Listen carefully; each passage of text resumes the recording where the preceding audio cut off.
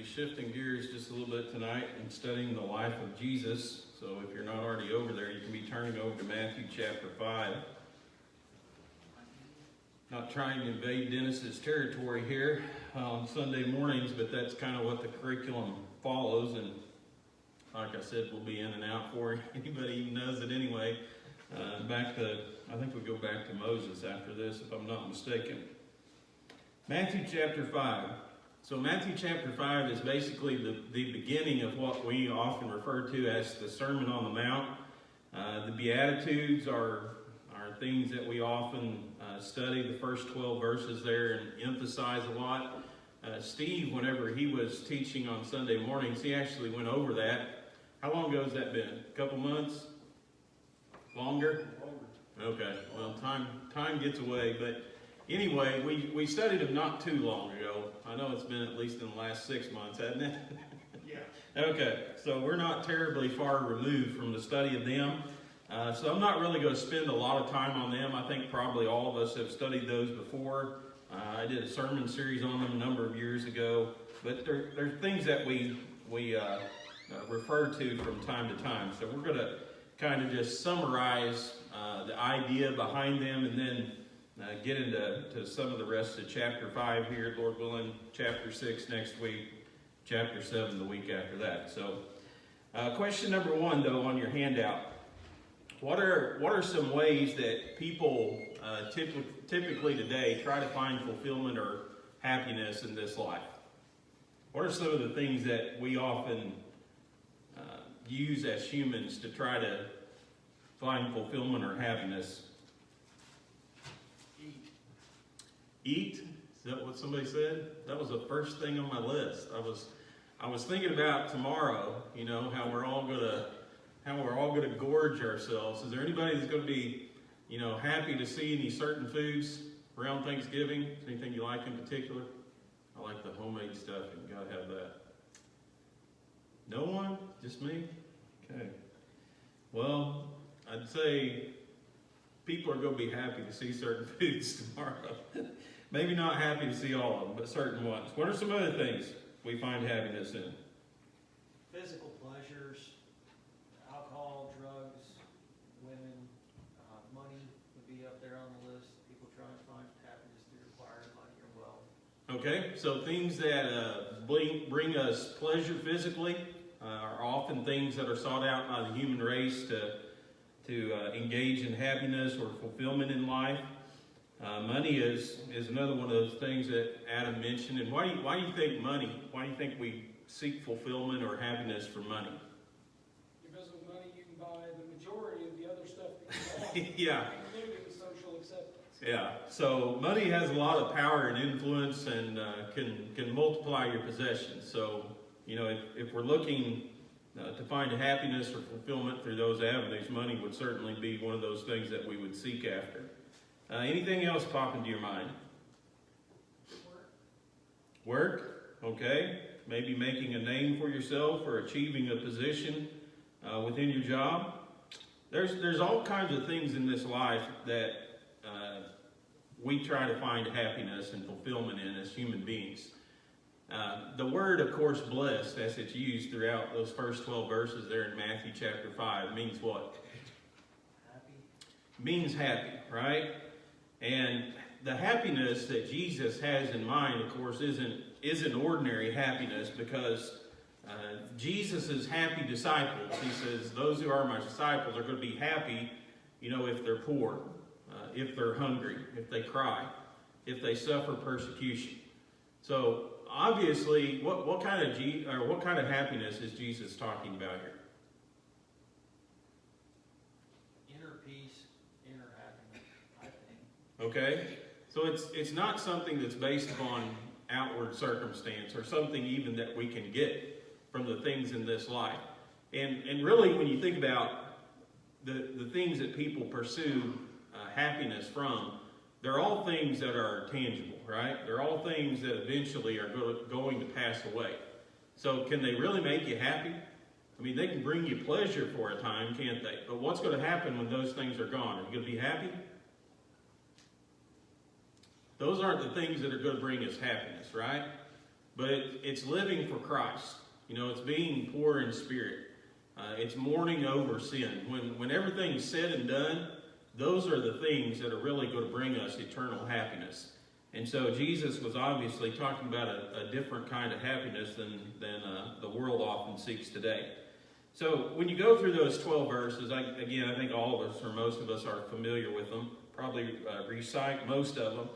But they're obviously a lot different qualities or characteristics or traits than the world would admire within a person. And so when you think about the traits that the world would admire within a person versus the traits that God would admire, how do those things differ? They're really polar opposites, aren't they? I mean, when you think from the world's perspective, if they were to look at a person and they, in their minds, were to create the perfect person, what are some traits or qualities that you think the world would want in that person? Extreme self-confidence. Okay, yeah, that would definitely be at the top, I would think, or near the top. Maybe, I don't know, I put physical beauty as number one. So maybe they go, those are close, neck and neck. One feeds the other. Yeah, but certainly, you know, if you're going to be a person who's admired by the world, physically, outwardly, you would need to be attractive. You'd have to be a very confident person. You know, they wouldn't want somebody who was, soft-spoken and doubting themselves. What are some other things? Okay, selfish. that would certainly play into the minds of those who would create the perfect person in the world. Anything else? I think of the people picking the first king and God picking the second king. They looked at Saul like what you're talking about. He was perfect outward, but God's looking on the inside. Yeah, he was the physical specimen, wasn't he? He was one who fit that physical mold. I think they want people to be energetic, funny, intelligent. It's not things that, when you think of what God admires within a person, not the things that we would probably find on God's list, because Jesus talks about humility, within this passage. Those who are going to be happy, those who are going to be blessed, those who are meek, those who are poor in spirit. And basically, I think the difference between the two is God is describing somebody who feels weak and who needs things. And the world would probably view, they're more, in their minds, the perfect person would be somebody who is strong. Who doesn't have any weaknesses or flaws or doesn't need anything. And so there's just a tremendous difference between those two ideas of the perfect person and the perfect traits of a person in the eyes of God and in the eyes of the world. So basically, when you look through those first 12 verses, that's what you're going to find. You're going to find admirable qualities that God finds in an individual. And ultimately, if we adopt those characteristics, those traits into our personality, then in the end, we're going to be eternally happy because we're going to get to live in heaven with God. All right, let's go down to verse 13 here. Somebody read verse 13. We'll talk a little bit about salt. You are the salt of the earth, but if the salt have lost its savor, wherewithal shall the salt is thenceforth good for nothing, but to be cast out and to be trodden under the foot of men. Okay, so according to Jesus here, what happens to salt, number 3, that loses its flavor? Why do we primarily use salt today? Yeah, today we use it more to enhance flavor, don't we? What they use it for back then, though? Yeah, yeah, it was a very important part of preservation, wasn't it? And so they used it to preserve food. And obviously, I think the context in which Jesus would have been speaking is not like we're talking about today, where we use it more to bring out the flavor.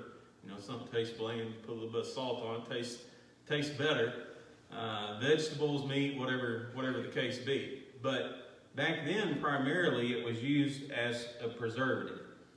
And when you think about us as Christians, Jesus said we're the salt of the earth. Those qualities and those characteristics that he mentioned there in verse 12, who are the people who are going to display those? It's going to be the world in general? No, it's up to us as Christians to preserve these qualities and characteristics in this world. The world's not going to do it. You know, worldly minded, physically minded individuals aren't going to adapt these traits. But as Christians, we're the salt.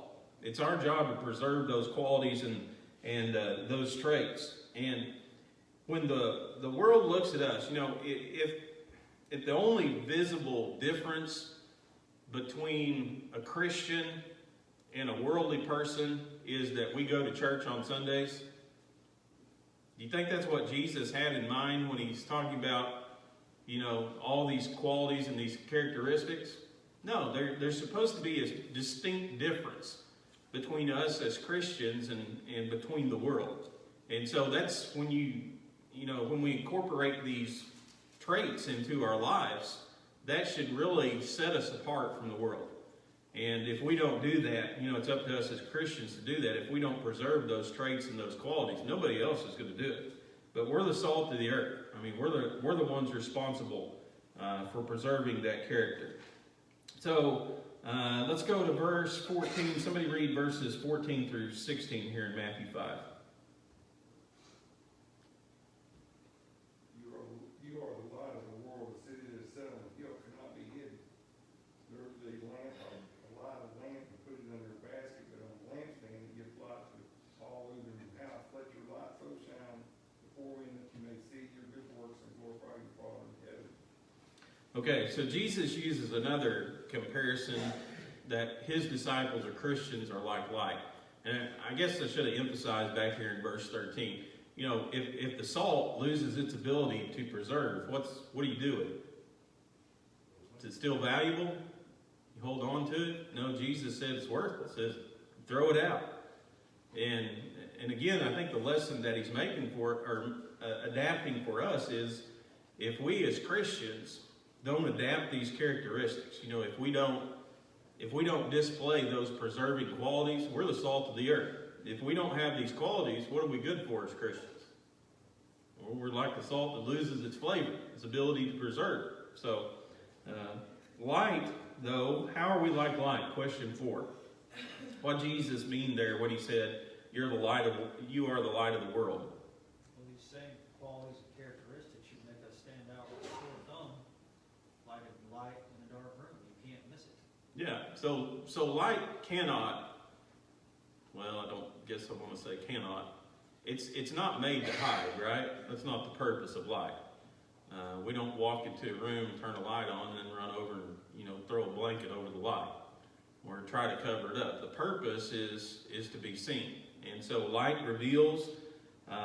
It's pointless to turn on a light and then cover it up, isn't it? I mean, that's what Jesus was talking about there. Men in that day and age, of course, the light that they usually had in the household, it's not going to be a light bulb or electricity like us, but it's going to be a candle.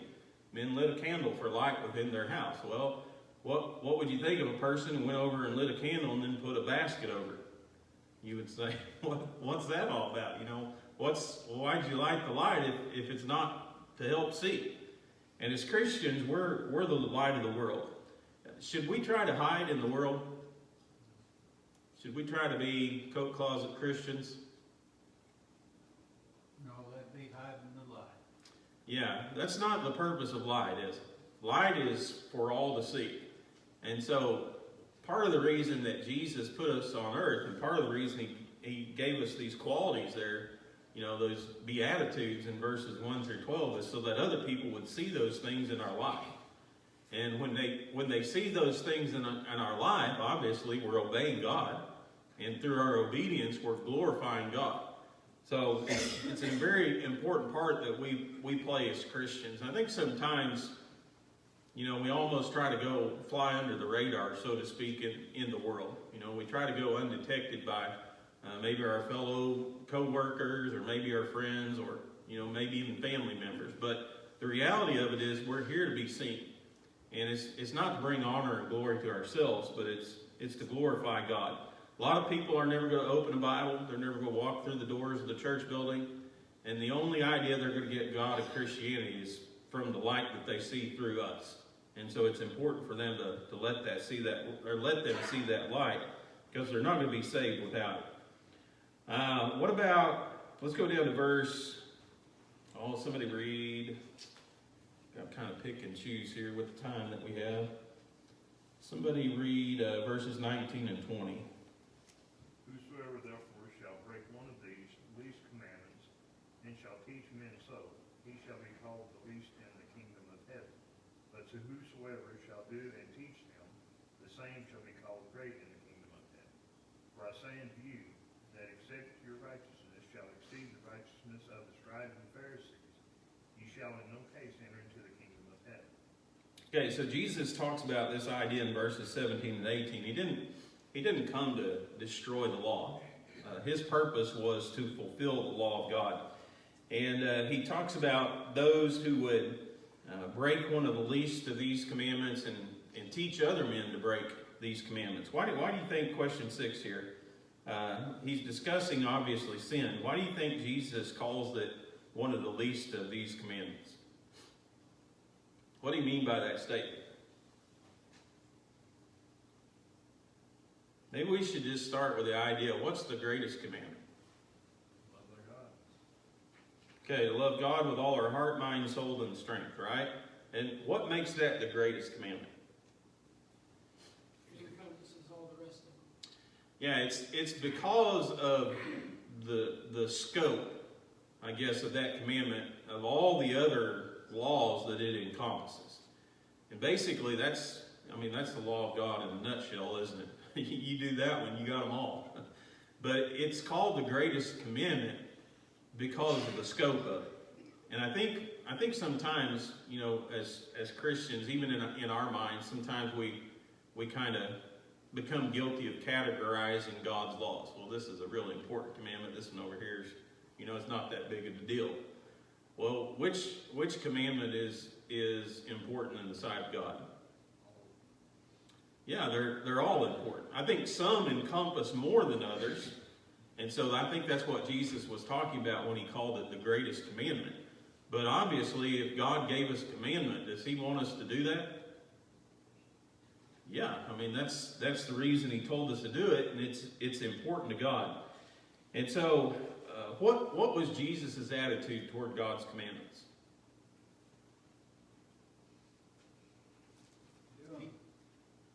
Yeah, he kept them perfectly, didn't he? I think that's kind of important to emphasize, because Jesus is pointing out here, I didn't come to destroy the law. Did he come to break the commandments? Did he come to do away with the commandments? No, he came to keep them, didn't he? He came to fulfill the law. And so he didn't want people to get the idea that, he had come to destroy any commandment. Even any jot or tittle he talks about, the smallest markings of the original languages. Nothing, when it came to the commandments of God, Jesus didn't come to undo any of those things. And so his attitude towards God's commandments was each and every one is important, right? What should our attitude be toward God's commandments today? The same. Should be the same, shouldn't it? It's not that, this one is important, this one isn't. That's not the attitude that Jesus had toward it. But the commandments that God gives us, it's how God wants us to live. And when we don't keep the commandments, what's that called? Yeah, it's called sin. Is that just the first commandment? The greatest? Which one? Which one is sin? Yeah, it's any of them, isn't it? And so we have to understand, why it's important to keep God's commandments. It's not just that, certain laws of God, if we don't do what they say, then that's wrong. It's any law, every law. And so Jesus talks about, this idea, I didn't come to destroy any of these things. I came to fulfill these things. He talks about in verse 20 there, we read about the righteousness of the Pharisees. Why do you think Jesus talks about the righteousness of the Pharisees in this context? Jewish Yeah, they were, when it came to, religious admiration and respect, and as far as listening to people, the Pharisees were right at the top of the list, weren't they? They were considered very religious people in the eyes of most of the Jews. In reality, what kind of righteousness was the righteousness of the Pharisees? Look good on the outside. Yeah, so, there's a couple of things, and I don't want to get too far into chapter 6, but when we get over to chapter 6, we're going to talk about it next week. But did the Pharisees give to the poor? Yes. Yeah. Did they pray to God? Yeah, for sure. Yeah, they prayed to God, right? Jesus said in Matthew 23 and verse 2, did they know the law? Could they teach it? Yeah. Their problem wasn't they didn't know the law. It wasn't that they didn't teach the law. It wasn't even that they didn't practice the law. It was the reasons they did what they did, right? And what were those reasons? For their fellow man. Yeah, to be seen of men, right? So when they gave to the poor, they went on the corner of the street and they blew the trumpet, right? When they prayed this long, pretentious prayer so that everybody could hear. They didn't want to make sure they made it long enough so everybody heard. So, it's not that they didn't do the right things. Now, that's not the only flaw. Obviously, there were some things that were wrong, like Dennis pointed out, the traditions of men on Sundays. But it's that their motive for doing them were wrong. And so basically, they did everything that they did for show, to be recognized by men. Now, we have to understand, of course, their conformity. Jesus in Matthew 23, Steve mentioned it. He talked about them. They made the outward part of the cup clean, but inside it was all dirty and nasty. And I remember he called them, he said, you're like unto whited sepulchres or tombs. The outside, you look beautiful, but on the inside, you're full of death and decay and rot. And so, outwardly, they appeared righteous to men. The problem was, inwardly, they weren't right with God. So is it possible to keep the commandments of God and yet the inward spirit be in such a disposition as it doesn't do any good? Yeah, that's what he's talking about. Except your righteousness exceeds the righteousness of the Pharisees, you'll never enter into heaven. So it's not just about outward conformity, it's about inward change, isn't it? And that's so important to recognize, because the next laws that Jesus deals with in Matthew chapter 5, that's really what he hits on. Not just the outward conformity, but the inward disposition of heart or character that it takes to comply outwardly to these laws. So let's go down here and let's see what we can do. Oh, we're quickly running out of time. Let's do 21 and 22. Anyone, please. You heard that it is said by them of the old time, thou shalt not kill, and whosoever shall kill shall be in danger of the judgment. But I say unto you that whosoever is angry with his brother without a cause shall be in danger of the judgment. And whoever shall say to his brother, Rachel, shall be in danger of the council. But whosoever shall say, thou fool, shall be in danger of hell fire. Okay, so question 7 on your handout there. How does Jesus explain the meaning of the law against murder? What was that law about? Was it just outward compliance? Is that what it's all about? He didn't want us to hate our fellow man. Right? Yeah, so obviously the law of God forbid murder, right? I think everybody agree with that here. Murder, the unlawful taking of life.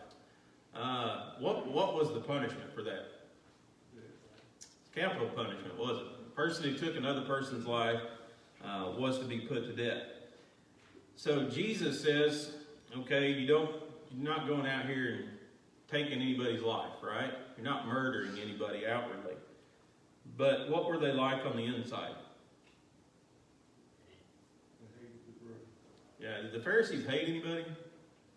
Who'd they hate? Jesus. His disciples, Gentiles, basically everybody who wasn't them, right? So they didn't go around murdering everybody. They didn't go around putting them to death, physically speaking, but yet they had hatred in their heart toward them, and they were angry with them. And so Jesus says you can't be like that and be right in the sight of God. You're missing the whole spirit of the law. It's not just not to take somebody's life outwardly, but it's not to have the inward disposition of heart or character that would lead to a person doing that. And so what are some things that leads to murder? What are emotions that lead to murder? Anger, right? Hatred. And so if we have those emotions in our heart, are we any different than a murderer? Well, inwardly we aren't, are we? We haven't actually gone through the outward act, but inwardly we're in the same state of heart or disposition of mind that a person who takes another person's physical life is. And so Jesus emphasizes those things. You got to deal with the root or the cause of these things, not just the outward things. That's what he's talking about with the Pharisees. You got to deal with the inward part too. Got to take care of the root of the problem. What about our relationship with other people? How are we supposed to act if we're aware of a problem in a relationship? Go talk to them. Yeah, and it's interesting. Let me see here. Verse 23. He doesn't say, if you remember that you have something against your brother. He says, if you remember that your brother has something against you. A little bit of a difference there, isn't there? So there's a rift between me and my brother. Well, what should I do about that? How quickly should I act? Immediately, right? Jesus said, if you're going to offer something on the altar, set it down. Walk away. Go make your life right with your brother. Go reconcile with your brother. Then come back, pick up your gift, and go down to the altar and offer it to God. The point is, the inward disposition of heart isn't right to worship God. Not going to do you any good, right? Got to take care of the inward part first. And so he emphasizes again that throughout all the chapter here. Deal with the root of the problem. Deal with the cause. He talks about adultery. Is it just the outward act that God is concerned with? No, it's the inward thought. It's the disposition of mind that leads to that outward act. And so once again, he deals with the heart or the motive. It's not just outward lust fulfilled, but it's inward lust. It's looking upon a woman to lust after. And so we need to be careful as Christians that we don't lust after the opposite sex, and we don't attempt to create lust. I think Jesus kind of deals with that, but a person can dress in such a way as to try to attempt to entice other people or seduce other people. And so certainly don't want to be guilty of that either. He talks about in verses 29 and 30, he says, if your right eye causes you to sin, pluck it out and cast it from you, for it is more profitable for you that one of your members shall perish than for your whole body to be cast into hell. And if your right hand causes you to sin, cut it off and cast it from you, for it is more profitable for you that one of your members perish than for your whole body to be cast into hell. What's Jesus talking about there? Obviously, that's pretty graphic commentary there, to cut off your hands and to poke out your eyes. Is that something we should take literally? What's he talking about? Yeah, you deal with the root, don't you? You deal with whatever's causing you the problems. He's emphasized this idea of the inward thoughts, the inward disposition of heart that leads to these outward actions. These are the things that we have to take care of. And so obviously, if you literally poked your eye out, is that going to solve your heart problem? You literally cut off your hand, is that going to take care of the inside? No. There's no way it's going to deal with the root of the problem. But that's what Jesus is emphasizing. You find out what the cause is, you find out what the root is, and you take care of it. You cut it off. And so spiritually speaking, it's our thinking, it's what takes place inside our heart that leads to these things. What's the best way to think about marriage and divorce? Question 11 here. Yeah. So marriage, think of marriage as a lifelong commitment, a lifelong relationship. That should be our goal. If we think of it that way, you don't have to worry about divorce. Of course, deals with the idea of when a person can divorce his or her partner for fornication, when they can't for any other reason. What about oaths? Is there anything wrong with swearing oaths? Shouldn't be a need of it. Yeah, swearing is something that's, for a Christian, should be unnecessary, right? Shouldn't be. It's irreverent. Shouldn't take holy things use them in a common way. But not only that, what's really going to determine whether a person is going to keep their word or not? Is it an oath? They're going to keep the word or they're not. Your word's your word. It's good or it ain't. It's the inward disposition, isn't it? Are they truthful? Are they honest on the inside? If they are, yes means yes and no means no, right? If they're not, they can go into the court and they can, swear. They're still not going to tell the truth, right? Not going to change it. Yes, sir. That always confused me, so I swear to tell the truth, the whole truth, nothing but the truth. And that's swear no, right? Yeah. Is this okay? Yeah, and that's, I wish I had a little bit more time to expound on it, but I think we've looked at a couple ideas. Jesus himself took an oath, Matthew 26. He swore by the living God. Obviously, Jesus didn't sin. I don't think that's the context that he's really talking about. He's talking about this idea where men purposely use these oaths to deceive people. Some were okay to keep and some. Yeah, if you swore by God, you had to keep your oath. If you swore by the temple, the treasure of the temple, you didn't. I took this to mean just don't make it a habit in life of swearing to everything under the sun for every reason.